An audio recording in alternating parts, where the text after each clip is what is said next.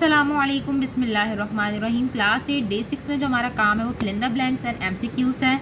देखते हैं उसको।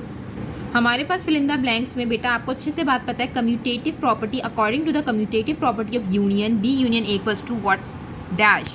अब आपको अच्छे से पता है कम्यूटेटिव का मतलब मैंने आपको बताया था कि कम्यूटेटिव प्रॉपर्टी होगी तो हमारे पास ऑर्डर तब्दील हो जाएगा। आप इसको इंशाल्लाह ताला इसको सॉल्व कर लीजिएगा। सेकेंड हमारे पास इन द ब्लैंक्स है for 3 sets A B and C A union bracket B union C bracket close. हमारे पास जब भी ऐसा क्राइटेरिया होता है 3 सेट्स के ऊपर और हमारे पास जो है ब्रैकेट बना होता है और इसके अलावा इसके साथ साथ इसकी और एक आइडेंटिटी है कि हमारे पास बाहर भी यूनियन की बात हो रही तो बाहर भी यूनियन है और अंदर भी यूनियन है, यानी सेम सिंबल्स यूज़ हुए हैं। तो हमारे पास नेक्स्ट राइट हैंड साइड की तरफ कौन सी इसको किस तरीके से हम इसका सॉल्व करेंगे, यानी कि यहाँ पर एसोसिएटिव प्रॉपर्टी अप्लाई हो रही है। आप लोग देख भी लीजिएगा बेटा, तो हम कैसे इसको ग्रुप बदल देंगे यहाँ पर। और थर्ड हमारे पास है कंप्लीट द प्रॉपर्टी। हमारे पास कंप्लीट द प्रॉपर्टी में है यहाँ पर डिस्ट्रीब्यूटिव प्रॉपर्टी अप्लाई हो रही है, क्योंकि आपको अच्छे से बात पता है डिस्ट्रीब्यूटिव प्रॉपर्टी में हमारे पास बाहर जो है यूनियन होता है, अंदर ए इंटरसेक्शन होता है, जिसकी वजह से हमारे पास जो ए यूनियन है वो बी के साथ भी डिस्ट्रीब्यूट हो जाता है और ए यूनियन जो है सी के साथ भी डिस्ट्रीब्यूट हो जाता है और बीच में हमारे पास यूनियन रह जाता है। इसको कैसे सॉल्व करेंगे आप अपने पीछे रेफरेंस पेजेस से पढ़ सकते हैं। इसके अलावा फोर्थ है the intersection of 2 sets consist of dash elements. अगर हम किसी भी 2 सेट्स का इंटरसेक्शन निकालते हैं तो हम कौन से एलिमेंट्स लिखते हैं, कौन से उन 2 सेट्स के दरमियान एलिमेंट्स, जो मैं एक वर्ड यूज़ करती हूँ बार बार इंटरसेक्शन के लिए, वो कौन से एलिमेंट्स होते हैं। इसी के साथ साथ the formula for the number of subset is dash. हमारे पास जो सबसेट्स के नंबर्स को लिखने का फॉर्मूला होता है, यानी हम जिससे बता सकते हैं कि कितने सबसेट्स बन सकते हैं, वो क्या फॉर्मूला होता है, आप पीछे रेफरेंस पे जिससे पढ़ सकते हैं। नेक्स्ट हमारे पास है एमसीक्यूज। इसको भी आपने कॉपी में करना है बेटा। हमारे पास इफ़ यू हमें सेट दिया हुआ है, आपको अच्छे से बात पता है यू सेट हमारे पास यूनिवर्सल सेट होता है और हमेशा जिस पे हम काम कर रहे होते हैं उसका यूनिवर्सल सेट, जिस पे हम काम करें तो हमेशा सबसेट होता है यूनिवर्सल सेट का। तो इसमें से बताना है ऐसा कौन सा सेट है जो इस यूनिवर्सल सेट का सबसेट होगा और आपको अच्छे से पता है वो इसमें मौजूद लाजमी होगा।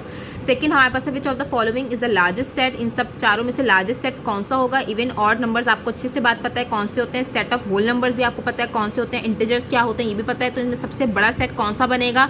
आपको मैं थोड़ी हिंट दे दूँ कि बेटा इवन नंबर्स हमारे पास, ऑड नंबर्स जो होते हैं वो हमारे पास 2 से डिविजिबल होते हैं और ऑड नंबर जो है 2 से डिविजिबल नहीं होते। होल नंबर्स हमारे पास 0 से स्टार्ट होते हैं और इंटीजर्स में हमारे पास नेगेटिव पॉजिटिव सारे नंबर्स आते हैं। तो बता सकते हैं कौन सा बड़ा सेट होगा। इसी के बाद हमारे पास 3 है how many subsets does the set A 1 2 3 4 have. हमने ये बताना है कि इस ए सेट के कितने सबसेट्स बन सकते हैं। तो आपको याद होगा फॉर्मूला, उसके तहत आपको जस्ट नंबर बताना है कि सबसेट्स कितने बनेंगे। इसी के साथ साथ 4 है which of this is the proper subset. Proper subset क्या होता है आपको अच्छे से मैंने बताया था कि प्रॉपर सबसेट हमारे पास अगर रिस्पेक्टिव सेट हमारे पास ए है और हमें बताना ये कि इसका प्रॉपर सबसेट कौन सा होगा, तो इसमें से लाजमी कोई ना कोई एक एलिमेंट कम होगा जो उसका प्रॉपर सबसेट कहलाएगा, लेकिन ये ना हो कि वो अलग ही हो कोई, इसमें इसी में से उसके अंदर कम होगा और वो सेम फर्दर बाकी सेम रहेंगे। Which of these is the correct statement for De Morgan's law. De Morgan's law के लिए करेक्ट स्टेटमेंट कौन सी है मैंने आपको कहा था, याद कर लीजिएगा बेटा। हम टेस्ट की थोड़ा सा मैं आपको ओवरव्यू दे देती हूँ। टेस्ट की तैयारी के लिए आप क्या क्या स्टडी करेंगे। मैथ्स फ्लैश आपने देख लेना है, सेट, इसके अलावा आपने डिफरेंट नेचुरल नंबर्स क्या होते हैं, होल नंबर्स क्या होते हैं, सेट्स की डेफिनेशन, सेट की डेफिनेशन मैंने आपको बताई थी, collection of well defined distinct object, natural numbers, whole numbers की डेफिनेशन देखनी है आपने। इसी के साथ साथ integers, rational number, even number, odd number, primary, सब मैंने फिजिकल क्लास में बताया था। ये हमारे पास जो सिंबल होता है वो किसका होता है, इसका मतलब क्या होता है, सबसेट क्या होते हैं, सबसेट की टाइप्स क्या होती हैं, 2 टाइप्स के सबसेट्स में, प्रॉपर सबसेट, इसके साथ साथ सुपर सेट भी मैंने आपको बताया जो बिग सेट होता है, प्रॉपर सबसेट क्या होता है। इसके अलावा हमारे पास जो है इम्प्रॉपर सबसेट की भी आपको नॉलेज होनी चाहिए, इसको भी पढ़ लीजिएगा। इसके सिंबल्स क्या होते हैं, पावर सेट क्या होता है, पावर सेट को हम किस तरीके से राइट करते हैं, इसका फॉर्मूला देखें। अभी मैंने फिल इन द ब्लैंक में ये आपसे क्वेश्चन पूछा भी गया था, पावर सेट या सबसेट और फॉर्मूला हमारे पास यही रहता है। इसी के साथ साथ हमारे पास 3 नोटेशन होती हैं, descriptive notation, tabular notation, set builder notation, ये भी एमसीक्यूज में आ सकता है। यूनियन इंटरसेक्शन भी आपको मैंने बता दिया था क्या होता है।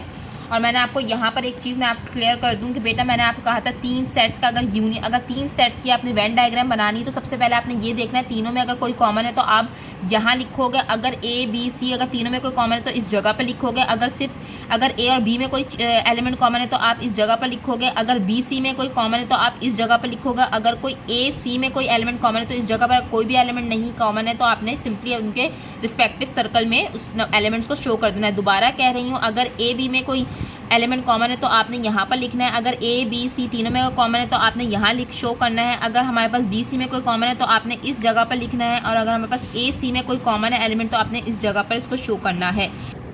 इसके साथ साथ शेडेड एरिया, आपने शेडेड रीजन वो करना है जो आपका आंसर आता है लास्ट में, ठीक है। एग्जाम्पल्स भी आपने सारी देखनी है बेटा, एग्जाम्पल्स के क्वेश्चन भी आपने लाजमी देखने हैं। उसके बाद हमारे पास कम्यूटेटिव प्रॉपर्टी क्या होती हैं, उस पर यूनियन पे इंटरसेक्शन पे कैसे अप्लाई होती हैं, इसकी एग्जाम्पल्स आपने देखनी है।